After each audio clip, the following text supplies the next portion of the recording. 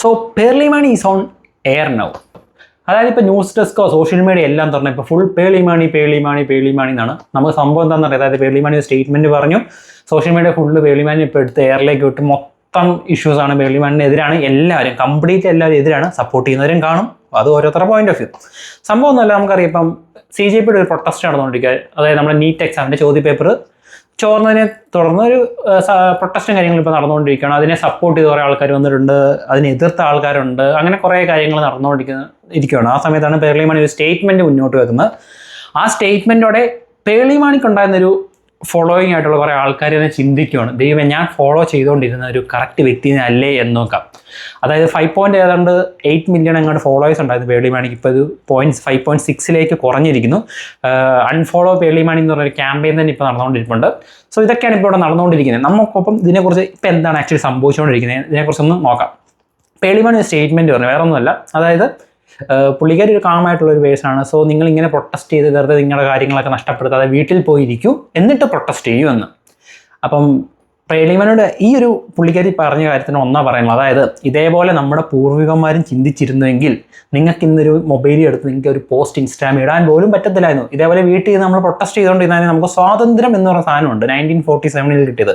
ആ സാധനം നമുക്കൊരു കിട്ടത്തില്ല. സോ പ്രൊട്ടസ്റ്റ് ചെയ്യണം. നിങ്ങൾക്കൊരു സംഭവം എപ്പോഴും ഞാൻ പറയുന്നത്, നമുക്കൊരു സാധനത്തിനെക്കുറിച്ച് പ്രതികരിക്കാൻ തോന്നിയെങ്കിൽ പ്രതികരിക്കുക. കാരണം നമ്മളെല്ലാം നമ്മുടെ കാര്യം മാത്രം നോക്കി ഇതൊന്നും എൻ്റെ കാര്യമല്ല, അതുകൊണ്ട് ഞാൻ എന്തിനാ പ്രതികരിക്കുന്നത് ഓർത്ത് കഴിഞ്ഞാൽ ജീവിതകാലം മൊത്തം അങ്ങനെ ഇരിക്കും. അവസാനം നമുക്കൊരു പ്രശ്നം വരും, ഒരു മനുഷ്യനും കാണില്ല. അതുള്ള കാര്യമാണ്. എന്ന് പറഞ്ഞാൽ തോന്നാനൊന്നും എല്ലാത്തിനും പോയി പ്രതികരിക്കാമെന്നില്ല. ഒരു പ്രോപ്പർ കാര്യമാണ് നടക്കുന്നത്, നമ്മുടെ മുമ്പിൽ നടക്കുന്നത്. അതിൽ നമുക്ക് പ്രതികരിക്കാൻ പറ്റുമെങ്കിൽ മാക്സിമം പ്രതികരിക്കുക. അങ്ങനെ തന്നെയാണ് പറയുന്നത്. പിന്നെ അതുപോലെ തന്നെ പേർലിമാണിയുടെ കാര്യം ഞാൻ പറയുന്ന ഏറ്റവും വലിയ എക്സാമ്പിൾ പറയുകയാണെങ്കിൽ, ഒരു കാര്യത്തെക്കുറിച്ച് നമുക്ക് പ്രോപ്പറായിട്ട് ഐഡിയ ഇല്ല, പറയാനൊന്നുമില്ലെങ്കിൽ മിണ്ടാതിരിക്കുക. നിങ്ങൾക്കൊരു നിലപാട് ഒരു കാര്യത്തിനെക്കുറിച്ച് പറയാമെങ്കിൽ എന്തിനാണ് ഇതിനെ കയറി പറയുന്നത്? ഇതിനിപ്പോൾ സംഭവം എന്താണെന്ന് വെച്ചാൽ ഇപ്പോൾ കുറേ ആക്ടേഴ്സ്, കുറേ ആൾക്കാരൊക്കെ ഇതിനെക്കുറിച്ച് തന്നെ സ്റ്റേറ്റ്മെൻറ്റുകൾ പറഞ്ഞിട്ടുണ്ട്. ഇപ്പോൾ ടൊവിനോ, അങ്ങനെ കുറേ ആൾക്കാർ പറഞ്ഞിട്ടുണ്ട്. സോ എല്ലാവരും പറഞ്ഞപ്പം ഒരു സിനിമ ഇൻഡസ്ട്രിയൊക്കെ ഞാനും എന്തെങ്കിലും പറയേണ്ടതെന്നോർത്ത് പറഞ്ഞായിട്ടാണ് എനിക്ക് തോന്നിയിരിക്കുന്നത്. സോ പേർലിമാണി സ്റ്റേറ്റ്മെൻറ്റ് പറഞ്ഞു. പക്ഷേ ആ സ്റ്റേറ്റ്മെൻറ്റ് മണ്ടത്തരമാണ്. എന്നാൽ പോലും പുള്ളിക്കാരി പറഞ്ഞു. ഉടനെ നമ്മുടെ സിബി മലയിൽ എന്ന് പറഞ്ഞ സംവിധായകൻ്റെ മകനായ ജോ ഇതിനെതിരെ പറഞ്ഞു. അതായത് കുറച്ച് കാര്യങ്ങൾ പറഞ്ഞു, ക്ലാരിഫൈ ചെയ്ത് പുള്ളിയുടെ ഒരു പോയിന്റ് ഓഫ് വ്യൂ പറഞ്ഞു. അതിനെതിരെ പുള്ളിക്കാരി വൻ രൂക്ഷമായി പ്രതികരിച്ചു. അപ്പോൾ പ്രതികരിച്ചപ്പോഴത്തേക്കും ഒരു ഫെയിൽഡ് ഫിലിം ആക്ടർ എന്ന രീതിയിൽ, അല്ലെങ്കിൽ ഫിലിം മേക്കർ എന്ന രീതിയിലാണ് പ്രതികരിച്ചത്. അപ്പോൾ പുള്ളി പറഞ്ഞു എൻ്റെ അച്ഛനെയാണിത് പുള്ളിക്കാരി അപമാനിച്ചെന്ന രീതിയിലാണ് നടക്കുന്നത്. എനിക്കത് വായിച്ചപ്പം എനിക്ക് പുള്ളിനെ തന്നെയായിട്ട്, അതായത് പേർലിമാണി ഉദ്ദേശിച്ചത് അദ്ദേഹത്തെ തന്നെയായിട്ട്, അതായത് ജോ എന്ന വ്യക്തിനെ തന്നെയായിട്ടാണ് എനിക്ക് തോന്നുന്നത്. ഇനി മേ ബി അറിയില്ല, ഒരു ഫെയിൽഡ് ഫിലിം ആക്ടർ എന്ന രീതിയിൽ അബദ്ധത്തിൽ പോലും സിബി മലയിലാണോ പരാമർശിച്ചതെങ്കിൽ അത് ഒരു സിനിമ ഇൻഡസ്ട്രി എന്ന് പറയുന്ന ഒരാൾ ഒരിക്കലും ഇത് പറയില്ല. കാരണം നമ്മുടെ സിബി മലയിൻ്റെ അവസാനം ഇറങ്ങിയ 1-2 വാരം പരാജയമാണെങ്കിൽ പോലും അദ്ദേഹം one of the best director in Malayalam industry. അതായത് കിരീടം, സദയം, ചെങ്കോല്, തനിയാവർത്തനം ഇതൊക്കെ കണ്ടു കഴിഞ്ഞാൽ, ദേവദൂതൻ ഇതൊക്കെ കണ്ടു കഴിഞ്ഞാൽ നമുക്കറിയാം സിബി മലയിൻ്റെ റേഞ്ച് ഏതാണ്. അതിനെക്കുറിച്ച് നമ്മൾ കൂടുതൽ പോകുന്നില്ല, കാരണം ഒരു വ്യക്തത വന്നിട്ടില്ല അതിനകത്ത് സിബി മലയിനെ കുറിച്ചാണോ അതോ ജോനെ കുറിച്ചാണോ. എന്നാൽ പോലും മറ്റൊരു കാര്യം പേർലിമാണിനെ കുറിച്ച് എനിക്ക് പറയാനുള്ളത്, എനിക്ക് പൊതുവെ പേർലിമാണി എന്നൊരു ക്യാരക്ടറിനോട് പേഴ്സണലി അല്ല ഞാൻ പറയാം, പുള്ളിക്കാരി ചെയ്യുന്ന പ്രവൃത്തികളോട് എനിക്ക് വലിയ താല്പര്യമുള്ള, ഞാനൊരു വലിയൊരു ഫോളോവർ ആയിട്ടുള്ള ഒരാളല്ല പേർലിമാണിയുടെ. പേർലിമാണിക്ക് നമുക്കറിയാം മലയാളത്തിൽ അത്യാവശ്യം നല്ല ഫോളോവേഴ്സ് ഉണ്ട്. പലരും പുള്ളിക്കാരിനെ കാണുന്ന ഒരു ബെസ്റ്റ് ഒരു ഇൻഫ്ലുവൻസർ ആയിട്ടാണ്, ഒരു സക്സസ് വുമൺ ആയിട്ടാണ്, ഒരു വെൽ സെറ്റിൽഡ് ആയിട്ടുള്ള ഒരാളാണ്, ഒരു പെൺശക്തി എന്ന രീതിയിലും കാണുന്ന ഭയങ്കര രീതികളൊക്കെ ഉണ്ട്. പേർലിമാണി ഒരു സക്സസ് ആയിട്ടുള്ള ഒരാളാണോ എന്ന് വെച്ചാൽ അതെ, തീർച്ചയായിട്ടും. എനിക്ക് പല പുള്ളിക്കാരിയുടെ പോയിന്റ് ഓഫ് വ്യൂവിലും നിലപാടുകളോടൊക്കെ എതിർപ്പുണ്ടെങ്കിൽ പോലും പുള്ളിക്കാരി ശക്തമായ അല്ലെങ്കിൽ ഒരു സക്സസ് ആയിട്ടുള്ള ഒരാൾ തന്നെയാണ്. നല്ല രീതിയിൽ സംസാരിക്കാൻ അറിയാം, നല്ല മോട്ടിവേഷൻ. പുള്ളിക്കാരിയുടെ പല പോഡ്കാസ്റ്റൊക്കെ ഞാൻ കണ്ടിട്ടുണ്ട്, അതൊക്കെ ഓക്കെയാണ്. പക്ഷേ പുള്ളിക്കാരിയോട് എനിക്ക് വിയോജിപ്പുള്ള ഒരു മെയിൻ കാരണം എന്താണെന്ന് വെച്ചാൽ, പുള്ളിക്കാരി സോഷ്യൽ മീഡിയയിൽ കാണിക്കുന്ന ഒരു ഇമേജ് ഉണ്ട്, അത് കംപ്ലീറ്റ്ലി ഫേക്കാണ്. എനിക്ക് പണ്ടേ അത് ഫീൽ ചെയ്തിട്ടുള്ളൂ. അതുകൊണ്ട് ഞാൻ ഈ പുള്ളിക്കാരിയുടെ പരിപാടി, ഈ പുള്ളിക്കാരി ഇൻ്റർവ്യൂസ് കണ്ടക്ട് ചെയ്യാറുണ്ട്, ഈ പുതിയ സിനിമയുടെയൊക്കെ ആക്ടേഴ്സൊക്കെ ആയിട്ട്. ഞാൻ അങ്ങനത്തെ പുള്ളിക്കാരെ കാണില്ല. പുള്ളിക്കാരിക്ക് എൻ്റെ അതേ പ്രായത്തിലുള്ള പലരും പുള്ളിക്കാരുടെ ഒരു കൾട്ട് ഫോളോവേഴ്സ് ഉണ്ട്. കാരണം ഭയങ്കര ഇഷ്ടമുള്ള, ഓക്കെ നിങ്ങൾ ഇഷ്ടപ്പെട്ടുള്ള അതിനൊന്നും കുഴപ്പമില്ല. പക്ഷേ എനിക്ക് പുള്ളിക്കാരി എപ്പോഴും ഒരു ഫേക്ക് എന്നൊരു രീതിയിലാണ് തോന്നിയിട്ടുള്ളത്. ഒരു ഫേക്ക് ഇമേജാണ് സോഷ്യൽ മീഡിയ ക്രിയേറ്റ് ചെയ്തത്. അത് സ്ട്രാറ്റജിയാണ്. ഓക്കെ, ഇപ്പം ഞാൻ എൻ്റെ യൂട്യൂബ് ചാനലിലാണ്, ഞാൻ എൻ്റെ രീതിയിൽ ഞാൻ പെരുമാറി, എൻ്റെ സ്ട്രാറ്റജി അപ്ലൈ ചെയ്യുന്നു, അതിനൊന്നും കുഴപ്പമില്ല. അത് പുള്ളിക്കാരി ചെയ്തോട്ടെ, അതിനോട് എനിക്ക് യാതൊരു എതിർപ്പുമില്ല. പക്ഷേ ഞാൻ എൻ്റെ ഒരു പോയിന്റ് ഓഫ് വ്യൂ പറയുന്നത് പുള്ളിക്കാരി കംപ്ലീറ്റ്ലി ഫേക്ക് ആയിട്ട് എനിക്ക് പണ്ട് തൊട്ടേ ഫീൽ ചെയ്തിട്ടുള്ളത്. എനിക്ക് ഫീൽ ചെയ്ത അതേ ഒരു അഭിപ്രായം. നിങ്ങളിപ്പോൾ മല്ലു അനലിസ്റ്റ് എന്ന് പറഞ്ഞ മലയാളത്തിൽ ഒരു ചാനലുണ്ട്, നിങ്ങൾ ആ ചാനലൊന്ന് എടുത്ത് നോക്കിയാൽ അതിനകത്ത് പേർലിമാണിനെ കുറിച്ച് മല്ലു അനലിസ്റ്റിനകത്ത് ആ പുള്ളി പറയുന്നൊരു കാര്യമുണ്ട്. എനിക്ക് കറക്റ്റ്ലി തോന്നിയിട്ടുള്ള കാര്യമാണ്. കംപ്ലീറ്റ്ലി ഫേക്ക് ആയിട്ട് സോഷ്യൽ മീഡിയയിൽ ഫാൻ ഫോളോയിങ് സൃഷ്ടിക്കാൻ വേണ്ടി പുള്ളിക്കാർ ചെയ്യുന്ന കുറേ കാര്യങ്ങളുണ്ട്. ഫോർ എക്സാമ്പിൾ, പുള്ളിക്കാരുടെ എനിക്ക് ഇൻ്റർവ്യൂ കണ്ടിരിക്കാൻ എനിക്ക് ഭയങ്കര ബുദ്ധിമുട്ടുണ്ട്. കാരണം പുള്ളിയുടെ മെയിൻ പരിപാടി എന്താണെന്ന് വെച്ചാൽ ഒരു ഇമേജ് ക്രിയേറ്റ് ചെയ്താക്കോ സോഷ്യൽ മീഡിയയിൽ. അതായത് ഒരു കുലസ്ത്രീ, അല്ലെങ്കിൽ ഒരു നല്ലൊരു ഭാര്യ, നല്ലൊരു കുടുംബിനി, നല്ലൊരു അമ്മ എന്നൊരു ഫേക്കായിട്ട് ക്രിയേറ്റ് ചെയ്ത് അത് ഇൻജക്റ്റ് പുള്ളിക്കാരെ എല്ലാ വീഡിയോക്കകത്തേക്കും അനാവശ്യമായിട്ട് ഫാമിലിക്കാരെ എടുത്തിട്ട്. ഈവൻ ഇൻ്റർവ്യൂവിലാണെങ്കിൽ ഇപ്പം ഒരു സിനിമയെ കുറിച്ച് ചർച്ച ചെയ്യുമ്പോൾ ആ ഇൻ്റർവ്യൂക്കകത്ത് പുള്ളിക്കാരുടെ ഹസ്ബൻഡായ ശ്രീനിഷിനെ കൊണ്ടുവന്നു, പിള്ളേരെ കൊണ്ടുവന്നു, അവരെക്കുറിച്ച് പറയുന്നു. ഫുൾ അങ്ങനെയാണ്. അത് ചെയ്യുന്ന എന്താണെന്ന് വെച്ച് കഴിഞ്ഞാൽ ഡയറക്റ്റ്ലി അല്ലേ പോലും ഇൻഡയറക്റ്റ്ലി പുള്ളിക്കാരിയുടെ ഓഡിയൻസിലേക്ക് പുള്ളിക്കാരിയുടെ ഈ ഒരു ഇമേജിനെ ക്രിയേറ്റ് ചെയ്യും. ഞാനൊരു നല്ല കുടുംബസ്ഥനിയാണ്, നല്ലൊരു കുടുംബസ്ത്രീയാണ്, ഞാൻ ഇങ്ങനെയാണ്, ഒരു മലയാളി എന്താണെന്ന് വെച്ചാൽ അതായത് ഒരു മലയാളിയിൽ അല്ലെങ്കിൽ ഒരു ഭൂരിപക്ഷം ആൾക്കാരിൽ ഇപ്പം പൊളിറ്റിക്കലി ഭയങ്കര പ്രസ്താവനകളൊക്കെ പൊളിറ്റിക്കൽ കറക്റ്റ്നെസ്സൊക്കെ നോക്കി പല കാര്യങ്ങളൊക്കെ പറയുമെങ്കിലും ഒരു ചിലവരുടെയൊക്കെ മനസ്സിൽ അങ്ങ് ഡീപ്പായിട്ടുണ്ട് ഒരു സ്ത്രീ, അതായത് ഈ ഒരു മെയിൽ ഷോവിനിസ്റ്റ് ആയിട്ടുള്ള ആൾക്കാർക്കും അല്ലെങ്കിൽ ഒരു അങ്ങനെയുള്ള അല്ലെങ്കിൽ പഴയ കുറച്ച് ഓൾഡ് ജനറേഷനിലെ കുറേ ആൾക്കാരിലൊക്കെ മനസ്സിലുണ്ട് എപ്പോഴും ഒരു സ്ത്രീ എന്തെന്ന് വെച്ചാൽ എപ്പോഴും ഒരു നല്ലൊരു കുടുംബിനിയാണ്, നല്ലൊരു ഇതാണ്, നല്ലൊരു അമ്മയാണ്, എല്ലാവർക്കും ഒരു മാതൃകയാണ്. ആ ഒരു ഇമേജ് ഉണ്ട്. ആ ഒരു ഇമേജിനെയാണ് പുള്ളിക്കാർ യൂട്ടിലൈസ് ചെയ്തിട്ട് അത് ഓഡിയൻസിലേക്ക് ഇൻജക്ട് ചെയ്യുന്നതായിട്ട് എനിക്ക് പലപ്പോഴും തോന്നിയിട്ടുണ്ട്. അതുകൊണ്ടാണ് ഞാൻ പുള്ളിക്കാരുടെ പരിപാടിയൊന്നും എനിക്ക് വലിയ കാണാൻ താല്പര്യമില്ല. ഈവൻ പുള്ളിക്കാർ ഭയങ്കര മോട്ടിവേഷൻ പറയും, ഭയങ്കരമായിട്ട് ഇൻസ്പയറിങ് സ്റ്റോറീസ് ഒക്കെ പറയും, ഞാൻ കണ്ടിട്ടുണ്ട്. നിങ്ങൾ മനസ്സിലാക്കേണ്ട ഒരു മെയിൻ കാര്യം, ഏറ്റവും നന്നായിട്ട് സംസാരിക്കാനും ഏറ്റവും നന്നായിട്ട് ഒരാളെ കൺവിൻസ് ചെയ്യാനും പറ്റുന്ന ഒരാൾക്കാണ് ഒരാളെ ഏറ്റവും നന്നായിട്ട് പറ്റിക്കാനും ചതിക്കാനൊക്കെ സാധിക്കുന്നത്. ഇപ്പോൾ പേളിമാണി ഇപ്പോൾ വലിയ ക്രൈം ചെയ്തെന്ന് ഞാൻ പറഞ്ഞു. പക്ഷേ പുള്ളിക്കാരി പറഞ്ഞ പോയിന്റ് ഒന്നും ഇപ്പം ചെയ്ത കാര്യം എന്ന് പറഞ്ഞാൽ ഭയങ്കര മോശമായിട്ടാണ് കംപ്ലീറ്റ്ലി പറയാം. പുള്ളിക്കാരി ചെയ്തത് വൻ ശോകം പരിപാടിയാണ്. ഇപ്പം പുള്ളിക്കാരിക്ക് ഒരു നിലപാടാണെങ്കിൽ ആ നിലപാട് കറക്റ്റായിട്ട് പറഞ്ഞു. ഇപ്പം പുള്ളിക്കാരി ഇവിടെ പറയുന്നത് എന്താണെന്ന് വെച്ചാൽ, നിങ്ങൾ ഇങ്ങനത്തെ ഒരു പ്രൊട്ടസ്റ്റോ കാര്യങ്ങളൊന്നും അവിടെ പോയി ചെയ്യേണ്ട, നിങ്ങൾ വീട്ടിലേക്ക് തിരികെ വരൂ, സേഫ് ആവും, എന്നിട്ട് വീട്ടിൽ നിന്ന് പ്രൊട്ടസ്റ്റ് ചെയ്തോളാം. അതെന്ന് പറഞ്ഞൊരു പുള്ളി നമ്മുടെ ജോ എന്ന് പറഞ്ഞ വ്യക്തി പറഞ്ഞ പോലെ തന്നെ ഒരു ഇരുതോണിയിൽ കാലി ഓട്ടിട്ടുള്ള പരിപാടിയാണ്. എവിടെയെങ്കിലും ഒരിടത്ത് ഉറച്ച് നിൽക്കണം. അത് നിങ്ങൾക്കിപ്പം നിങ്ങളുടെ നിലപാട്, നിങ്ങളിപ്പം NDA അല്ലെങ്കിൽ ഒരു പർട്ടിക്കുലർ പാർട്ടിനെയൊക്കെ സപ്പോർട്ട് ചെയ്യുകയാണെങ്കിൽ നിങ്ങൾക്ക് തുറന്നു പറഞ്ഞാൽ എന്താ, ഞാൻ ഇവരെയാണ് സപ്പോർട്ട് ചെയ്ത്. ഇപ്പോൾ കൃഷ്ണകുമാർ എന്നൊക്കെ പറഞ്ഞ വ്യക്തിനെ കുറിച്ചൊക്കെ ഉണ്ട്, അയാളുടെ രാഷ്ട്രീയത അതിനെക്കുറിച്ച് പലരും ട്രോൾ ചെയ്തിട്ടുണ്ട്, എങ്ങനെയൊക്കെ കാര്യങ്ങളൊക്കെ നടത്തുന്നുണ്ട്. എന്നാൽ പോലും പുള്ളി വ്യക്തമായിട്ട് പറഞ്ഞു ഞാൻ ഇവരെ സപ്പോർട്ട് ചെയ്യുന്നതല്ല, എൻ്റെ രാഷ്ട്രീയത എന്ന് പുള്ളി വ്യക്തമായിട്ട് പറയുന്നുണ്ട്.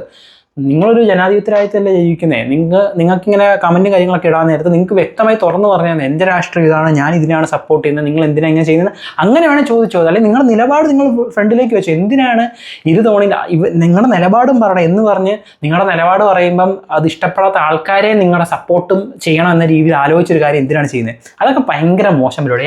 എന്തോരം ആൾക്കാരുണ്ട് സിനിമ ഇൻഡസ്ട്രിയിൽ വ്യക്തമായി നിലപാട് തുറന്നു പറഞ്ഞ എത്രയോ ആൾക്കാരുണ്ട്. അവർക്ക് ട്രോള് കിട്ടും, പലത് കിട്ടും, അതിനെ എതിർക്കുന്ന ആൾക്കാർ പലതും പറയും. ബട്ട് അവർ സ്ട്രോങ്ലി അവർക്ക് എന്താണ് തോന്നുന്നത് വെച്ചാൽ അവർ കംപ്ലീറ്റ്ലി എടുത്ത് അതെന്താണ് അവർക്ക് തോന്നുന്നത് എന്താണെന്ന് വെച്ചാൽ അവർ സോഷ്യൽ മീഡിയ വന്ന് പറയുന്നു, അല്ലെങ്കിൽ അവർക്ക് പറ്റുന്ന മീഡിയത്തിൽ കൂടെ അത് പറയുന്നു. അങ്ങനെ വേണം. നിങ്ങൾ ചുമ്മാ അത് എന്താണെന്ന് വെച്ചാൽ പേളിമാണിക്കൊരു മേ ബി പുള്ളിക്കാരിയുടെ മനസ്സിൽ കാണും, അതായത് ഇങ്ങനെ ചിലപ്പോൾ പറയാൻ ഇഷ്ടപ്പെടാത്തവർ എൻ്റെ ഫോളോവേഴ്സ് ഉണ്ടെങ്കിൽ അത് കുറഞ്ഞു പോകും എന്നുള്ള ഇതുണ്ട്. ഞാൻ പറഞ്ഞില്ലേ, പുള്ളിക്കാരി ഫേക്കായിട്ട് ക്രിയേറ്റ് ചെയ്യുന്ന സാധനമാണ്. പുള്ളിക്കാരി പണ്ട് ഗലാട്ടാമസ്തി, നമ്മുടെ ഗലാട്ടാമസ്തി എന്ന് പറഞ്ഞാൽ മറ്റേ ഭരദ്വാജങ്കൻ എന്ന് പറഞ്ഞ ഒരാളുടെ ഒരു ചാനലുണ്ട്. നിങ്ങൾ കണ്ടിട്ടുണ്ടെങ്കിൽ അത്യാവശ്യം മൂവി റിവ്യൂസും കാര്യങ്ങളൊക്കെ കാണുന്ന ആൾക്കാരാണെങ്കിൽ അറിയാം.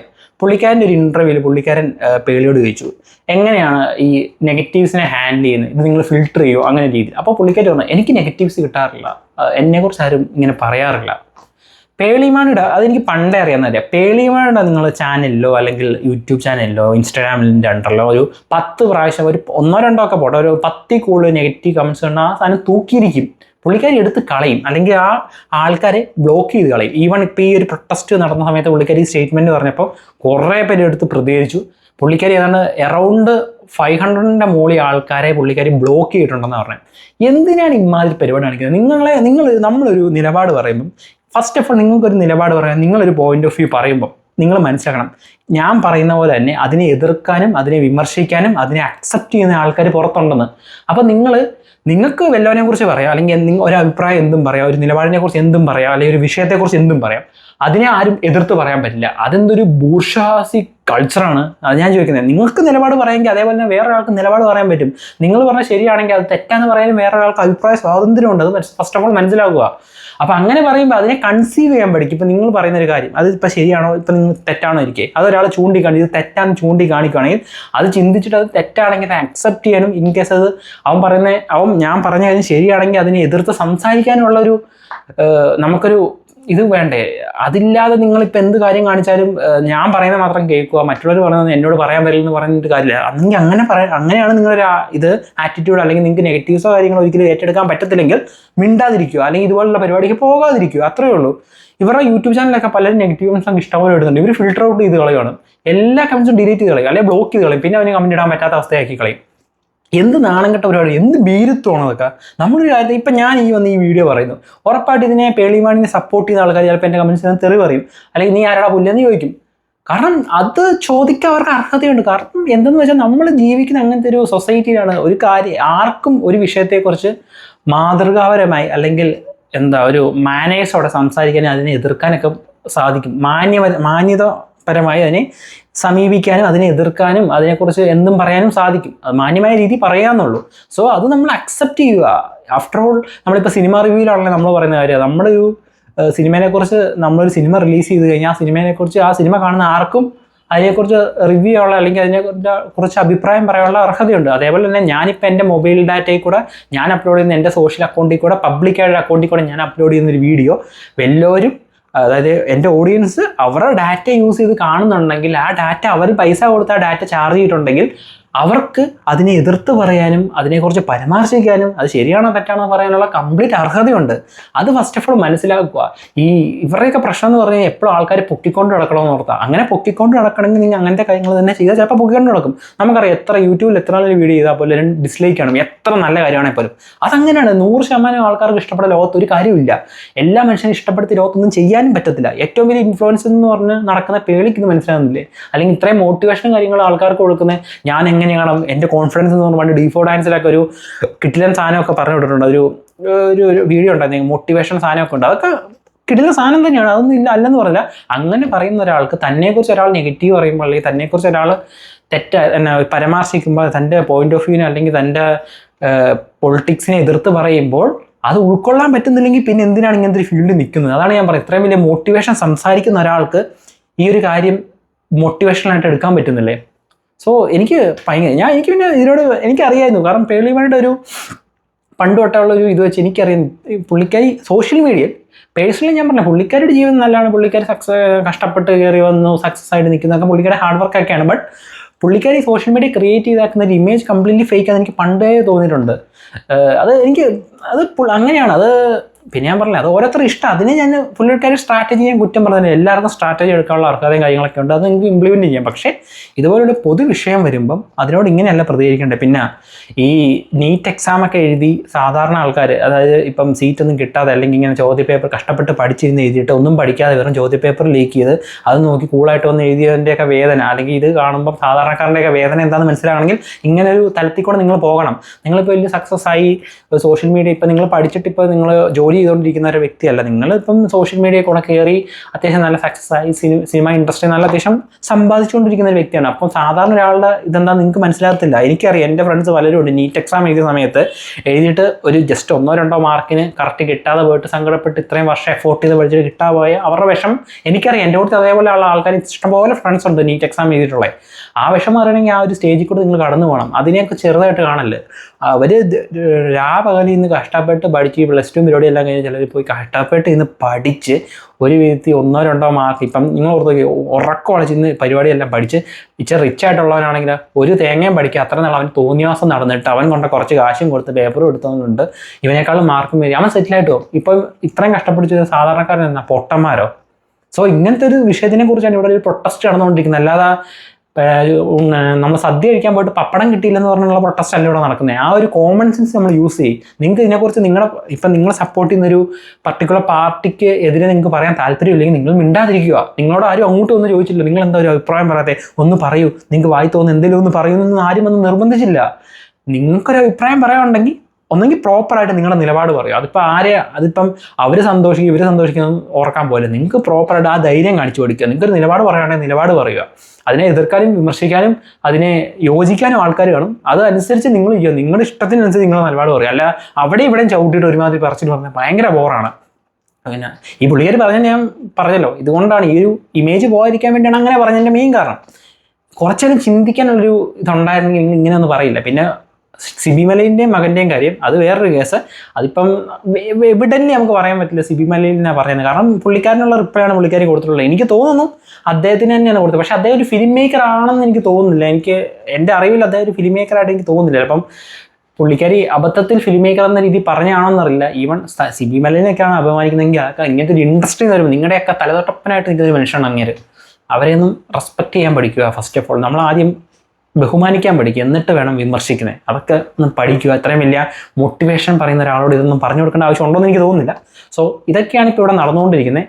ഇതിനെക്കുറിച്ച് എനിക്ക് ഇങ്ങനെ ഒരു വീഡിയോ ചെയ്യണമെന്ന് തോന്നി. എനിക്ക് കുറച്ച് നാളായിട്ട് നമ്മൾ ചുമ്മാ ഇരിക്കുന്ന ഒരാളെ വിമർശിക്കുന്നത് ശരിയല്ല. ഈ പുള്ളിക്കാരി ഇപ്പോൾ എൻ്റെ പോയിന്റ് ഓഫ് വ്യൂ അല്ലെങ്കിൽ ഞാൻ കാണുന്ന രീതിയിൽ അല്ലെങ്കിൽ എൻ്റെ നിലപാടുകളോട് യോജിച്ച രീതിയിൽ പുള്ളിക്കാരി ചെയ്യുന്നെങ്കിൽ പോലും അത് പുള്ളിക്കാരുടെ ഇഷ്ടമാണ്. അപ്പോൾ നമുക്ക് അവരെ വിമർശിക്കാൻ പറ്റില്ല. പക്ഷേ ഇങ്ങനത്തെ ഒരു സാമൂഹിക കാര്യം വരുമ്പോൾ അതിനോട് ഇങ്ങനെയൊക്കെ പ്രതികരിക്കുന്നവരെ നമ്മൾ തീർച്ചയായും വിമർശിക്കും. ഇത് എൻ്റെ വിമർശന രീതി. ഇതിനെ എതിർക്കാൻ പലരും കാണും. അവർക്കും വിമർശിക്കാനുള്ള അധികാരമുണ്ട്. അവർ വിമർശിക്കട്ടെ, അത്ര ഞാൻ പറയുന്നുള്ളൂ. സോ ഇതിനെക്കുറിച്ച് എനിക്ക് പറയാനുള്ളത് ഇതൊക്കെയാണ്. ഇപ്പം ഈ ഒരു വിഷയത്തെക്കുറിച്ച് നിങ്ങൾക്ക് എന്താണ് പറയാനുള്ള അഭിപ്രായം നിങ്ങൾ കമൻറ്റ് ബോക്സിൽ രേഖപ്പെടുത്താം. മറ്റൊരു വീഡിയോ ആയിട്ട് വരുന്നതായിരിക്കും. It's me Abhijith. Thank you for watching Flick and flips.